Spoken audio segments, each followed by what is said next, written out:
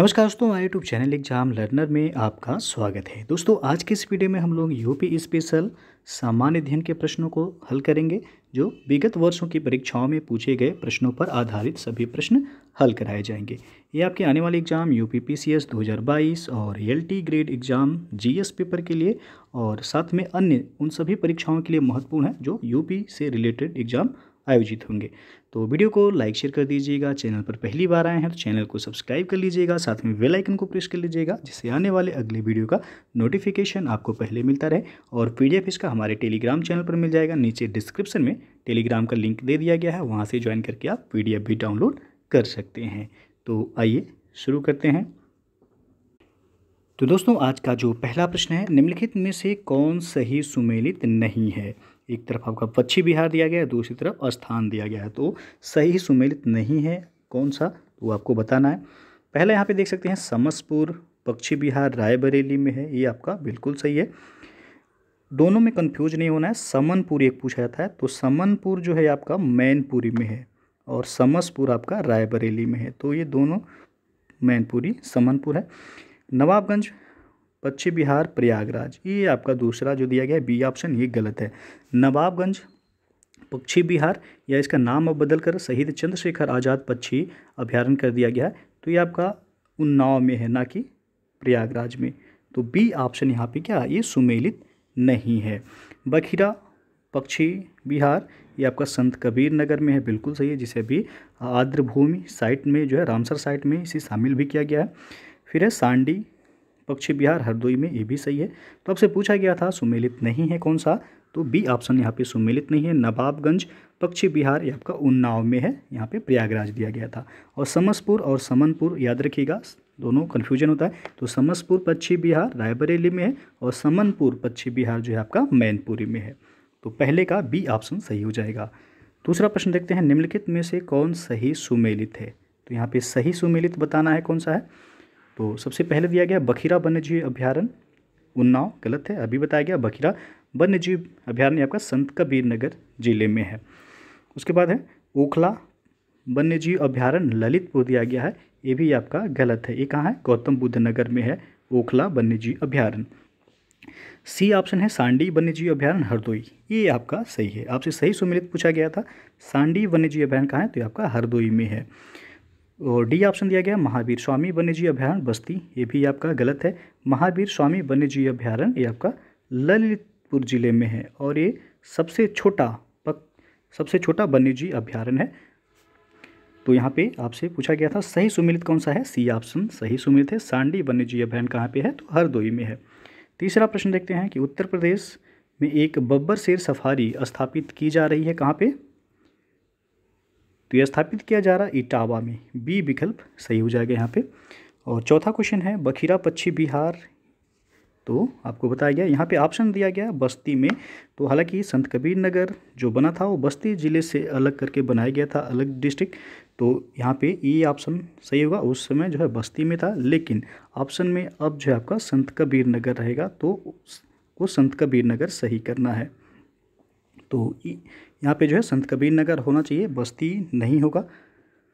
फिर आपका दुधवा राष्ट्रीय उद्यान किस जनपद में स्थित है, तो ये आपका लखीमपुर खीरी में है, सी विकल्प यहाँ पे सही होगा। अगला क्वेश्चन देखते हैं कि उत्तर प्रदेश में नवाबगंज पश्चिम बिहार कहाँ स्थित है। तो नवाबगंज पश्चिम बिहार आपको पहले ही क्वेश्चन में बताया गया था, उन्नाव डिस्ट्रिक्ट में है ये, डी ऑप्शन यहाँ पे सही हो जाएगा। और इसका नाम भी बदल कर क्या कर दिया गया, तो शहीद जो है चंद्रशेखर आज़ाद, इसका नाम अब बदल के कर दिया गया है। फिर आपका सुरहाताल पश्चिम बिहार कहाँ स्थित है, तो ये आपका बलिया डिस्ट्रिक्ट में है सुरहाताल पश्चिम बिहार, बी विकल्प यहाँ पे सही हो जाएगा। और आठवां प्रश्न है उत्तर प्रदेश का सबसे बड़ा वन्यजीव विहार पूछा गया है, कौन सा है, तो इसमें आप देख सकते हैं सी विकल्प सही होगा, हस्तिनापुर वन्यजीव विहार जो है आपका करीब ये 2000 वर्ग किलोमीटर में जो है विस्तारित है। ये आपका मेरठ डिस्ट्रिक्ट में पड़ता है, मेरठ सहारनपुर डिस्ट्रिक्ट में पड़ता है आपका। और सबसे पुराना यदि पूछा है याद रखिएगा तो चंद्रप्रभा वन्यजीव विहार है, जो कि चंदौली में है, ये सबसे पुराना है। इसकी स्थापना यदि देखा जाए तो 1957 में हुआ था चंद्रप्रभा का, ये सबसे पुराना है। और सबसे बड़ा पूछा गया है तो हस्तिनापुर वन्यजीव विहार होगा। अब सबसे छोटा वन्यजीव विहार आपको बताया गया है, कौन सा है, तो महावीर स्वामी वन्यजीव विहार है। और वो सबसे छोटा उसका यदि देखा जाए एरिया तो 5.41 वर्ग किलोमीटर क्षेत्रफल में जो है विस्तारित है महावीर स्वामी वन्यजीव विहार। वो आपका ललितपुर जिले में है। तो यहाँ पे 8वें का सी ऑप्शन सही हुआ, हस्तिनापुर। 9वां प्रश्न है, सूर सरोवर पक्षी विहार कहाँ स्थित है? तो ये आपका आगरा में है, बी विकल्प यहाँ सही हो जाएगा। और 10वां प्रश्न है, उत्तर प्रदेश में सर्वाधिक वन क्षेत्र वाला जिला कौन सा है? तो यह है सोनभद्र। यहाँ पे सी ऑप्शन सही हो जाएगा। उत्तर प्रदेश में सर्वाधिक प्रतिशत वन क्षेत्र वाला जिला कौन सा है? तो दोनों में जो है सोनभद्र है। यदि पूछा सर्वाधिक वन क्षेत्र वाला और सर्वाधिक प्रतिशत वन क्षेत्र वाला जिला कौन सा है, तो सोनभद्र यहाँ पे सही होगा, डी ऑप्शन।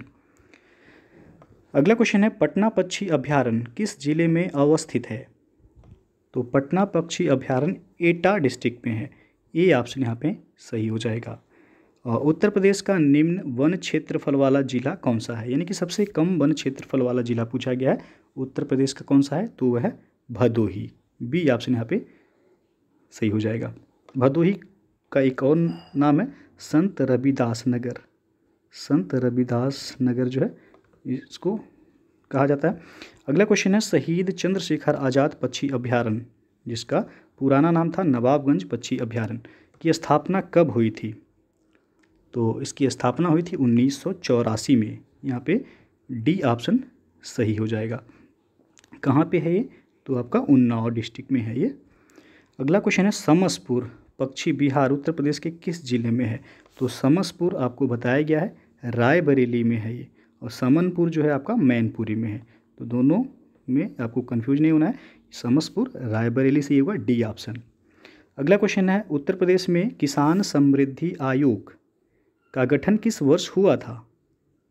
तो 2017 में किसान समृद्धि आयोग का गठन हुआ था, बी ऑप्शन यहाँ पे सही हो जाएगा। और अगला क्वेश्चन देखते हैं, उत्तर प्रदेश में कितने मुख्य जलवायु क्षेत्र हैं? यहाँ पे ध्यान दीजिएगा, पूछा गया मुख्य जलवायु क्षेत्र उत्तर प्रदेश में कितने हैं? तो 3 हैं, बी ऑप्शन सही हो जाएगा। और यदि शस्य जलवायु क्षेत्र उत्तर प्रदेश का पूछा है तब जो है 9 होता, लेकिन यहाँ पे मुख्य जलवायु क्षेत्र पूछा गया 3, यानी कि बी ऑप्शन सही होगा। अगला क्वेश्चन है, निम्नलिखित में से कौन एक उत्तर प्रदेश की मुख्य वाणिज्यिक फसल है? तो इसमें गन्ना सही हो जाएगा, बी ऑप्शन। गन्ना जो है उत्तर प्रदेश का मुख्य वाणिज्यिक फसल के अंतर्गत आता है। 19वां प्रश्न है आपका, उत्तर प्रदेश निम्नलिखित में से किन फसलों का देश में सबसे बड़ा उत्पादक है? तो यहाँ पे आप देख सकते हैं और कोड के माध्यम से आपको आंसर करना है इसका। तो उत्तर प्रदेश जो है गन्ना उत्पादन में पहले स्थान पे है, आलू उत्पादन में है। धान में आपका पश्चिम बंगाल है, आपको पता ही होगा। मक्का में भी उत्तर प्रदेश का स्थान नहीं है। तो 1 और 3 यानी कि डी ऑप्शन यहाँ पे सही हो जाएगा। अगला क्वेश्चन है, उत्तर प्रदेश में कितने कृषि जलवायु क्षेत्र पाए जाते हैं? तो 20वां प्रश्न जो है आपका दिया गया है, उत्तर प्रदेश में कितने कृषि जलवायु क्षेत्र पाए जाते हैं? तो यहाँ पे 9 सही करना है आपको, सी ऑप्शन यहाँ सही होगा। और अगला क्वेश्चन देखते हैं अब, भारत के राज्यों में से सब उत्तर प्रदेश निम्नलिखित में से किन फसलों का अग्रणी उत्पादक है?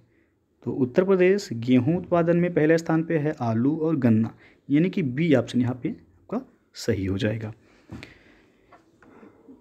22वां प्रश्न है, उत्तर प्रदेश का कौन सा जनपद दशहरी आम का सर्वोच्च उत्पादक है? तो यह है लखनऊ, बी ऑप्शन यहाँ पे सही होगा। निम्नलिखित में कौन एक रबी फसल है? तो यहाँ पे ऑप्शन में बताना है रबी फसल कौन सा होगा। तो सरसों जो है ये आपका रबी फसल के अंतर्गत आ जाएगा। गेहूँ हो गया, सरसों हो गया, ये सभी रबी फसल के अंतर्गत आते हैं। तो डी विकल्प यहाँ पे सही होगा। अगला प्रश्न है आपका, उत्तर प्रदेश में संतरे की पैदावार वाला मुख्य जिला निम्नलिखित में से कौन सा है?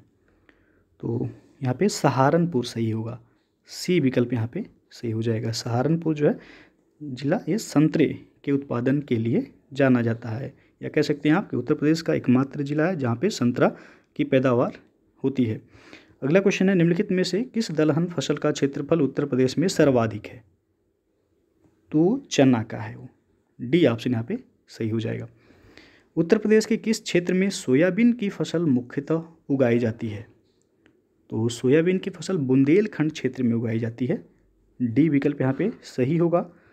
उत्तर प्रदेश में कृषि उत्पादन बढ़ाने का कौन सा कारण सबसे अधिक प्रभावी है? तो है आपका उन्नत किस्म के बीजों का बढ़ता प्रयोग। यहाँ पे ये विकल्प सही हो जाएगा आपका। और उत्तर प्रदेश की फसल गहनता लगभग कितनी है? तो फसल गहनता उत्तर प्रदेश का 160% है। सी ऑप्शन यहाँ सही हो जाएगा। उत्तर प्रदेश में आंवले का सर्वाधिक उत्पादन करने वाला जिला तो आपको पता ही होगा प्रतापगढ़ है। यहाँ पे बी ऑप्शन सही हो जाएगा। और 2009 से लेकर 12 के दौरान भारत के कुल खाद्यान्न उत्पादन में उत्तर प्रदेश का अंश लगभग कितना रहा है? तो ये प्रश्न जो है पूछा गया है। यहाँ पे डी विकल्प सही होगा, 1/5 भाग जो है रहा है। 2009 से 2012 के दौरान पूछा गया खाद्यान्न उत्पादन में जो है उत्तर प्रदेश का अंश लगभग। फिर आपका निम्नलिखित में से किस फसल का उत्तर प्रदेश भारत में सबसे बड़ा उत्पादक नहीं है? नहीं है पूछा गया है, तो चावल का उत्पादक नहीं है। आलू हो गया, गन्ना, गेहूँ, इन सबके उत्पादन में उत्तर प्रदेश जो है पहले स्थान पे है, लेकिन चावल के उत्पादन में उत्तर प्रदेश का स्थान पहला नहीं है। पश्चिम बंगाल का इसमें पहला स्थान है। तो बी ऑप्शन यहाँ सही हो जाएगा। उत्तर प्रदेश में सर्वाधिक क्षेत्रफल वाली आम की प्रजाति कौन सी है? तो वह है दशहरी। बी विकल्प यहाँ सही हो जाएगा। और अगला प्रश्न है, निम्नलिखित में अरहर की कौन सी फसल अरहर जो है कौन सी फसल है पूछा गया है? खरीफ है, रबी है, जायद है या इनमें से कोई नहीं? तो अरहर जो है खरीफ की फसल के अंतर्गत आता है। ये ऑप्शन सही हो जाएगा। उत्तर प्रदेश में आलू निर्यात जोन कहाँ है? तो ये आपका आगरा में है। सी विकल्प सही हो जाएगा यहाँ। उत्तर प्रदेश में अमरूद के लिए प्रशिक्षण एवं प्रयोग केंद्र कहाँ है? तो अमरूद के लिए प्रशिक्षण एवं प्रयोग केंद्र ये आपका प्रयागराज में है। बी ऑप्शन सही हो जाएगा यहाँ पे। उत्तर प्रदेश का मलिहाबाद किस लिए प्रसिद्ध है? तो मलिहाबाद आम के लिए जाना जाता है। ये ऑप्शन यहाँ पे सही हो जाएगा। उत्तर प्रदेश के निम्नलिखित में से किस जिले में अफीम की फैक्ट्री स्थित है? तो अफीम की फैक्ट्री गाजीपुर में है। डी ऑप्शन यहाँ पे सही हो जाएगा। बखिरा वन्यजीव अभ्यारण्य जिसे हाल ही में रामसर स्थल में शामिल किया गया है, उत्तर प्रदेश के किस जिले में यह स्थित है? तो यह बताया गया बखिरा संत कबीर नगर जिले में है। ये ऑप्शन सही हो जाएगा, जिसे अभी हाल ही में रामसर साइट में जो है शामिल भी किया गया। तो यूपी के कुल 10 स्थानों को रामसर साइट सूची में शामिल किया गया है। अगला क्वेश्चन है, डीजल लोकोमोटिव वर्क्स वाराणसी अब बनाता यानी कि प्रदान करता है। तो ये डीजल एवं बिजली इंजन दोनों को बनाता है। सी ऑप्शन यहाँ पे सही हो जाएगा। वाराणसी के मड़ुआडीह में है यह डीजल लोकोमोटिव वर्क्स। अगला क्वेश्चन है, आगरा लखनऊ एक्सप्रेस हाईवे की लंबाई लगभग कितनी है? तो इसका लंबाई एक्चुअल में देखा जाए तो 302.22 किलोमीटर है। तो नियर अबाउट यहाँ पे ये ऑप्शन सही होगा, 300 किलोमीटर। एक्सप्रेसवे की बात करें तो यूपी के जो महत्वपूर्ण एक्सप्रेसवे हैं जिनसे प्रश्न जो है बन सकता है, तो इसमें यदि देखा जाए तो सबसे पहले आपका आ जाएगा गंगा एक्सप्रेसवे। अभी ये निर्माणाधीन है या अभी बनेगा। तो गंगा एक्सप्रेसवे की जो लंबाई होगी वो 594 किलोमीटर होगा इसका लंबाई। और ये आपका मेरठ से लेके प्रयागराज तक होगा। मेरठ से प्रयागराज तक ये एक्सप्रेसवे होगा और ये 6 लेन का एक्सप्रेसवे है। तो गंगा एक्सप्रेसवे पूछा जाए लंबाई कितना है, 594 किलोमीटर। मेरठ से प्रयागराज को जोड़ेगा यह 6 लेन का एक्सप्रेसवे। उसके बाद दूसरे नंबर पे आपका आ जाएगा पूर्वांचल एक्सप्रेसवे। यहाँ से भी प्रश्न जो है बन सकता है, पूर्वांचल एक्सप्रेसवे। तो ये आपका लखनऊ से गाजीपुर को जोड़ेगा। लखनऊ से गाजीपुर तक है यह पूर्वांचल एक्सप्रेसवे। और इसकी लंबाई देखा जाए 340.824 किलोमीटर है यह पूर्वांचल एक्सप्रेसवे की लंबाई। और ये भी आपका 6 लेन का ही एक्सप्रेसवे है। उसके बाद तीसरे पे है बुंदेलखंड एक्सप्रेसवे। तीसरे पे आपका आ जाएगा बुंदेलखंड एक्सप्रेसवे। तो बुंदेलखंड एक्सप्रेसवे ये आपका चित्रकूट से इटावा को जोड़ेगा। यह चित्रकूट से इटावा को जोड़ेगा बुंदेलखंड एक्सप्रेसवे। और इसकी लंबाई देखा जाए तो 296.07 किलोमीटर इसकी लंबाई है बुंदेलखंड एक्सप्रेसवे की। और ये आपका 4 लेन का जो है एक्सप्रेसवे है बुंदेलखंड एक्सप्रेसवे। उसके बाद एक है यमुना एक्सप्रेसवे। चौथे नंबर पे आपका आ जाएगा यमुना एक्सप्रेसवे। तो ये आपका आगरा से ग्रेटर नोएडा के बीच है, आगरा से ग्रेटर नोएडा के बीच है यमुना एक्सप्रेसवे। और इसकी लंबाई देखा जाए तो 165 किलोमीटर के करीब है इसकी लंबाई यमुना एक्सप्रेसवे की। और ये भी आपका 6 लेन का ही एक्सप्रेसवे है। तो यहाँ से जो है प्रश्न एक क्वेश्चन आपका ज़रूर पूछा जाता है एक्सप्रेसवे से, तो इतना आप ज़रूर याद रखिएगा। तो यहाँ पे जो आपसे पूछा गया था आगरा लखनऊ एक्सप्रेस हाईवे की लंबाई कितना है, तो 300 किलोमीटर सही हो जाएगा ये ऑप्शन। अगला प्रश्न है निम्न में से कौन सा युग्म सुमेलित नहीं है। तो यहाँ पे जगह दिया गया और हवाई अड्डा दिया गया है। तो कानपुर में है चकेरी हवाई अड्डा जो है सुमेलित नहीं है पूछा गया है। तो कानपुर में चकेरी हवाई अड्डा है, ये बिल्कुल सही है। वाराणसी में बाबतपुर हवाई अड्डा है, लखनऊ में अमौसी हवाई अड्डा है, आगरा में फुरसतगंज। तो यहाँ पे डी ऑप्शन जो है सुमेलित नहीं है। आगरा में आपका जो है खेरिया हवाई अड्डा है, ना कि फुरसतगंज। आगरा में आपका खेरिया हवाई अड्डा है। फुरसतगंज हवाई अड्डा ये आपका रायबरेली में है, रायबरेली में है। तो डी ऑप्शन यहाँ पे सुमेलित नहीं है। अगला क्वेश्चन है जनरथ नाम दिया गया है। तो जनरथ नाम दिया गया है उत्तर प्रदेश सरकार द्वारा प्रारंभ की गई निम्न लागत यानी कि कम कीमत एसी बस सेवा का नाम दिया गया है जनरथ। डी ऑप्शन यहाँ पे सही हो जाएगा। और राष्ट्रीय राजमार्ग विकास परियोजना के उत्तर दक्षिण तथा पूर्व पश्चिम गलियारे कहाँ पे मिलते हैं। कई बार क्वेश्चन पूछा गया है, याद रखिएगा। तो झांसी में आकर मिलती हैं ये, बी विकल्प यहाँ पे सही हो जाएगा। झांसी में ही आपका ट्रांसफार्मर फैक्ट्री भी है, ये भी पूछा जाता है। अगला क्वेश्चन देखते हैं यमुना एक्सप्रेसवे है। तो यमुना एक्सप्रेसवे के बारे में अभी बताया भी गया है आपको। तो यह ग्रेटर नोएडा से आगरा को जोड़ेगा। Yamuna expressway greater Noida, sorry यहाँ पे ये ऑप्शन नहीं होगा, ग्रेटर नोएडा से आगरा यानी कि बी ऑप्शन यहाँ पे सही होगा। और इसकी लंबाई भी बताया गया था यमुना एक्सप्रेसवे 165 किलोमीटर के करीब है, ये 165.537 किलोमीटर इसकी लंबाई है। और ये आपका 6 लेन का ही एक्सप्रेसवे है। तो बी ऑप्शन यहाँ पे सही होगा। अगला क्वेश्चन है जीटी रोड नहीं गुजरता है।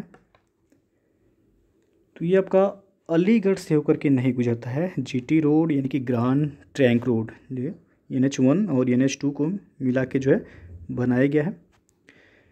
तो सी ऑप्शन सही हो जाएगा। अलीगढ़ से नहीं गुजरता है, ये प्रयागराज से जाता है, आगरा से होकर मुगलसराय से होकर के ये जीटी रोड गुजरता है। अगला क्वेश्चन है यहाँ पे मिलान करना है। तो एक तरफ दिया गया नगर और दूसरी तरफ हवाई अड्डा दिया गया है। तो मिलान करना है आपको और कोड के माध्यम से बताना है कि कौन सा ऑप्शन यहाँ सही होगा। तो ये आपको बताया भी गया, लखनऊ में है आपका अमौसी हवाई अड्डा। तो लखनऊ में आपका अमौसी हवाई अड्डा है और इसे चौधरी चरण सिंह हवाई अड्डे के नाम से भी जाना जाता है। वाराणसी में है बाबतपुर, जो कि लाल बहादुर शास्त्री के नाम पे भी इसे जाना जाता है, लाल बहादुर शास्त्री अंतर्राष्ट्रीय हवाई अड्डा बाबतपुर हो गया। कानपुर में है चकेरी हवाई अड्डा और आगरा में है खेरिया हवाई अड्डा। तो इसमें देखा जाए तो ई का हो जाएगा तीसरा, उसके बाद बी का हो जाएगा पहला, सी का हो जाएगा चौथा और डी का हो जाएगा दूसरा। 3 1 4 2, 3 1 4 2 जिस ऑप्शन में होगा वो सही हो जाएगा। तो आप देख सकते हैं 3 1 4 2 डी ऑप्शन में, डी ऑप्शन आपका सही है यहाँ। अगला प्रश्न है उत्तर प्रदेश का निम्नलिखित में से कौन सा नगर राष्ट्रीय महामार्ग 2 द्वारा नहीं जोड़ा जाता है। तो इसमें लखनऊ जो है ये राष्ट्रीय महामार्ग यानी कि नेशनल हाईवे 2 के द्वारा नहीं जोड़ा जाता है। बाकी आगरा, प्रयागराज, वाराणसी NH2 से जुड़े हुए हैं। अगला प्रश्न है ताज अंतर्राष्ट्रीय हवाई अड्डा स्थापित किया जा रहा है। तो ताज अंतर्राष्ट्रीय हवाई अड्डा को जेवर अंतर्राष्ट्रीय हवाई अड्डा के नाम से भी जाना जाता है।